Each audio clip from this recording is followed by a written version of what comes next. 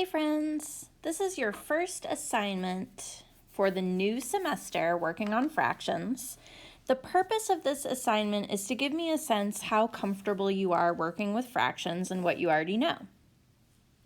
So I'm going to talk a little bit about each question, but I'm not going to tell you the answers because of course I want to see what you think about them. Problem 1, write two equivalent fractions that name the shaded part for each figure below.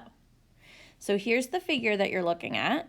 Notice how many pieces it is, how many of the pieces are shaded, and then tell me two fractions that have the same value as what is shown here. Then do the same thing for part B. Look at the total figure, how many equal pieces are there? How many of those equal pieces are shaded? And so you might want to write over to the side here, maybe write a fraction that you think describes the figure, and then come up with two equivalent fractions.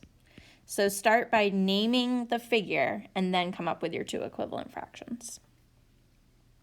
Number 2, Conrad thinks that 4/6 and 6/9 are equivalent fractions, and Sabrina does not think that they are equivalent. Who is correct, Sabrina or Conrad?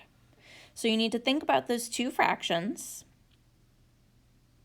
4/6 and 6/9, and then come up with some explanation using pictures or words as to why you think either Sabrina is correct or Conrad is correct.